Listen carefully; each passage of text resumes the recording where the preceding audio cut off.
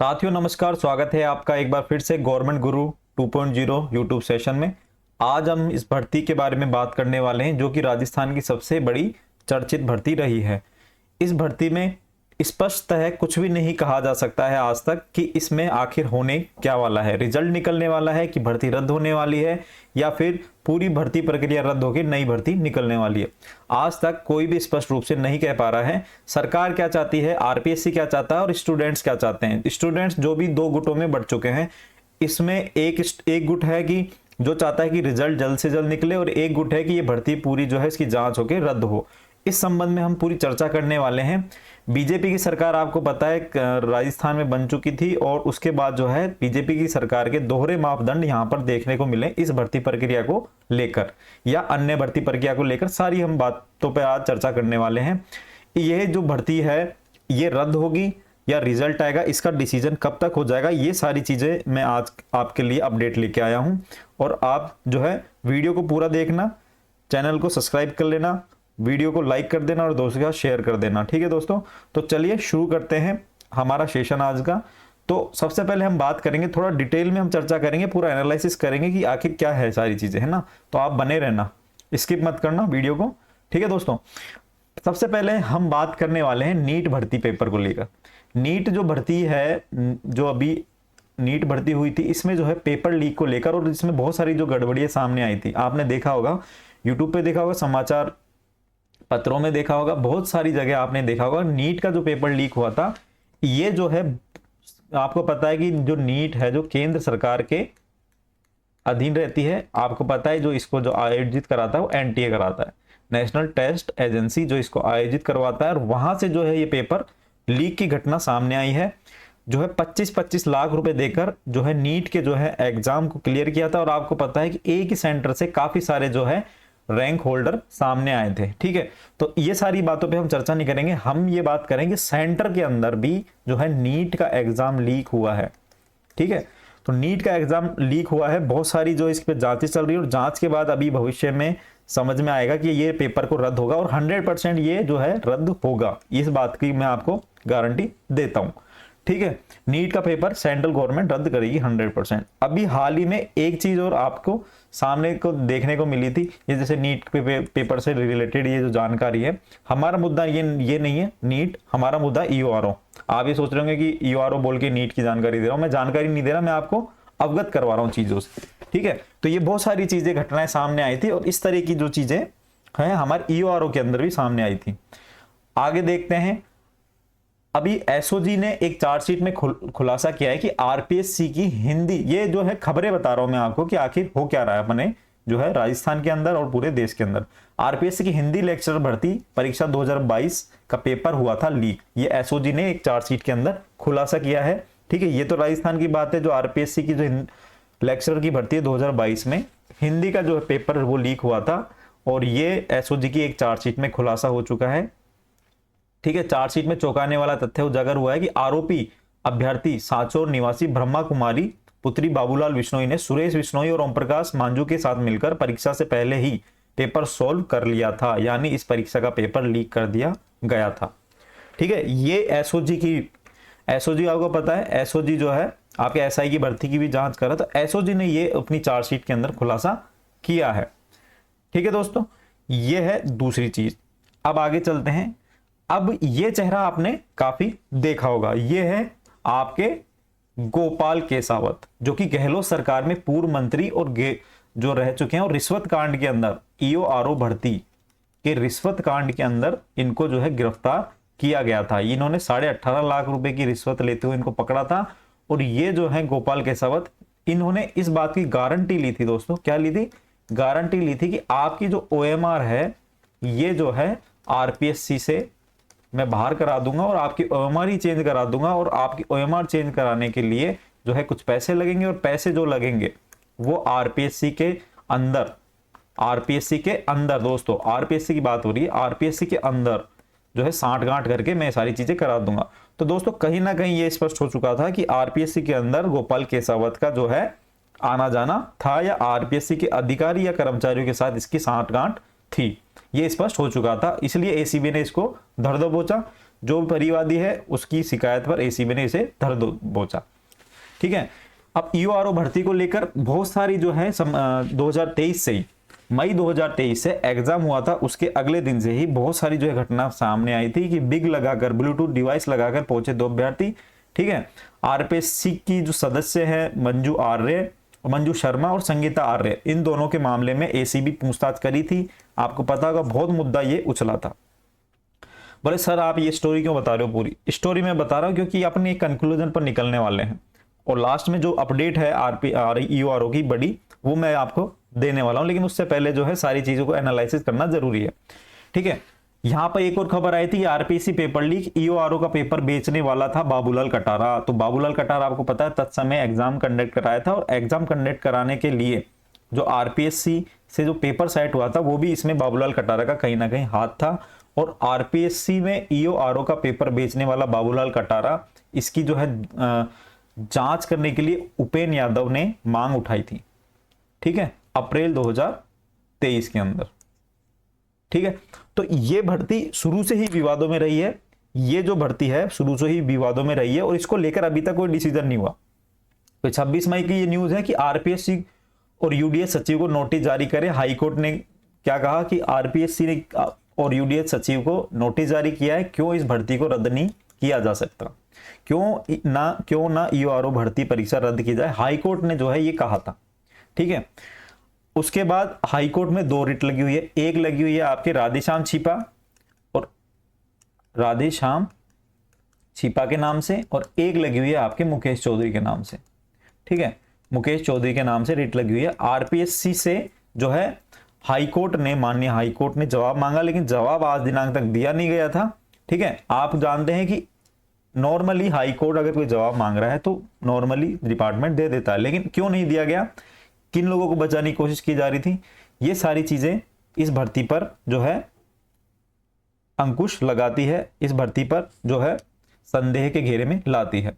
ठीक है, एसीबी वाली की हम बात करें तो एसीबी ने भी अजमेर में कार्रवाई करी थी, और सदस्य जो संगीता आर्या के आवास पर एसीबी ने जो है इस भर्ती को लेकर गोपाल केसावत वाले एसीबी ट्रैप प्रकरण में पूछताछ की गई थी, और ईओआरओ भर्ती से जुड़ा हुआ प्रकरण था।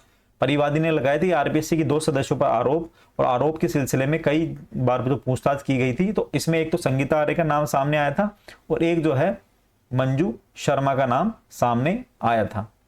ठीक है, यह है बात।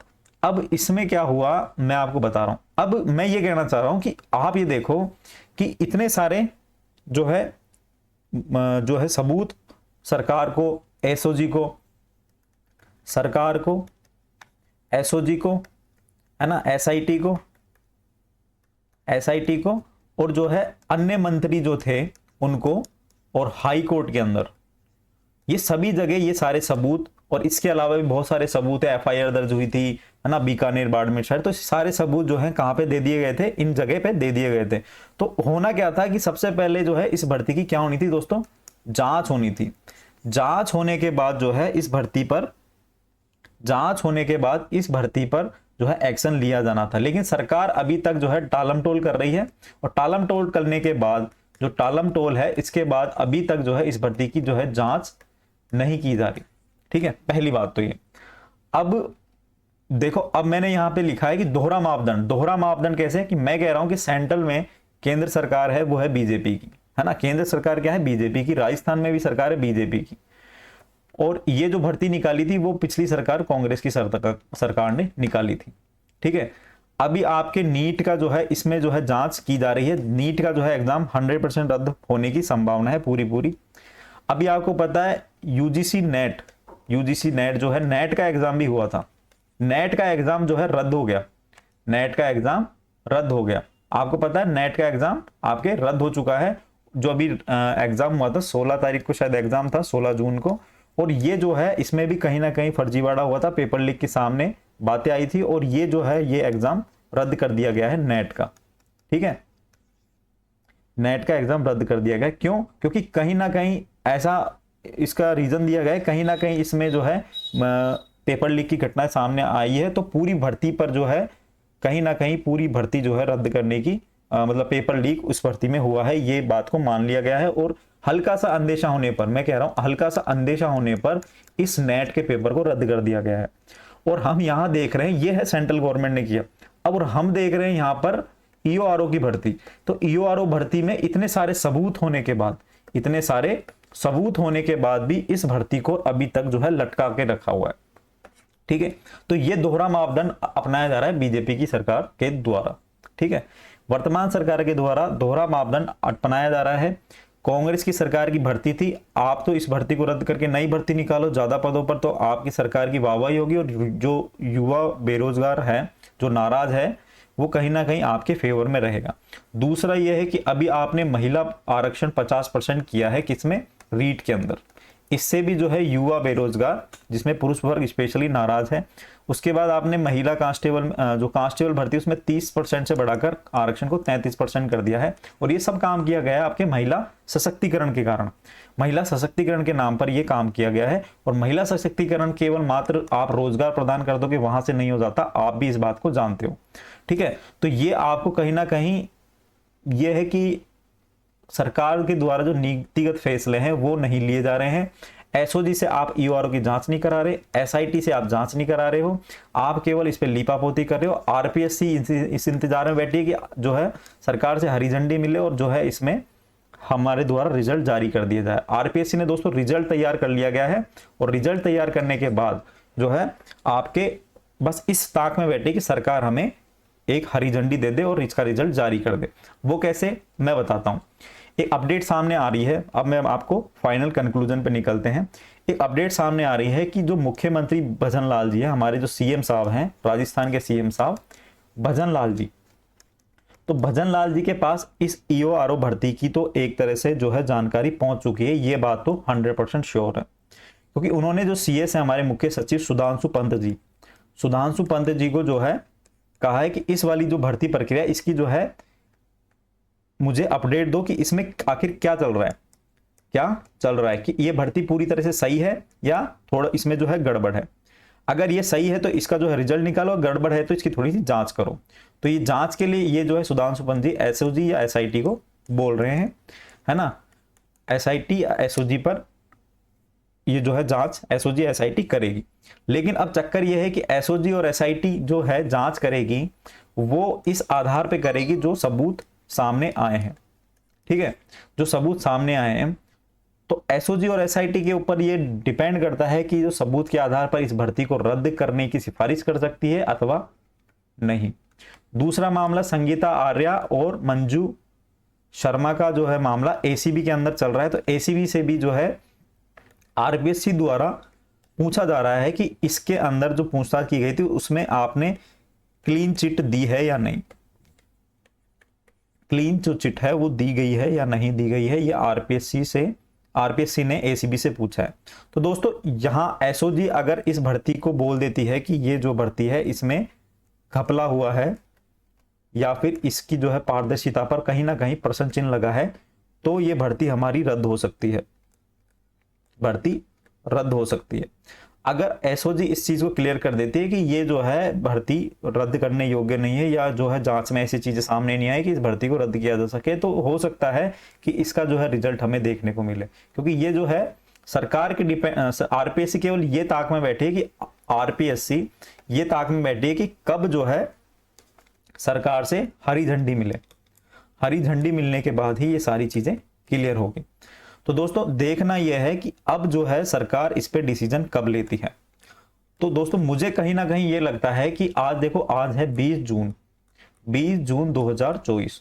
तो मुझे कहीं ना कहीं लगता है कि आने वाले 10 दिन के अंदर, 30 जून के अंदर अंदर, इस महीने के लास्ट में इस भर्ती का जो है स्थिति क्लियर हो जाएगी कि ये भर्ती जो है रद्द होगी या जो है इसका जो है रिजल्ट या परिणाम निकलेगा। दूसरी बात, इसमें जो है मिनिस्ट्रियल एम्प्लॉय की जो बात की गई थी कि मिनिस्ट्रियल एम्प्लॉय जो है इस डिपार्टमेंट के, उनसे एक प्रमाण पत्र भरवाया गया था। तो प्रमाण पत्र भरने के बाद उनका भी जो है रिजल्ट रिव्यू होगा और रिव्यू होने के बाद जो है फाइनल रिजल्ट निकल जाएगा डॉक्यूमेंट वेरिफिकेशन होने के बाद। तो आरपीएससी के पास रिजल्ट तैयार है, एसओजी की जांच पर निर्भर है, सरकार के मंतव्य पर निर्भर है कि सरकार आखिर चाहती क्या है। सरकार युवाओं को नाराज नहीं करना चाहती, इस बात की तो मैं आपको बता दूं।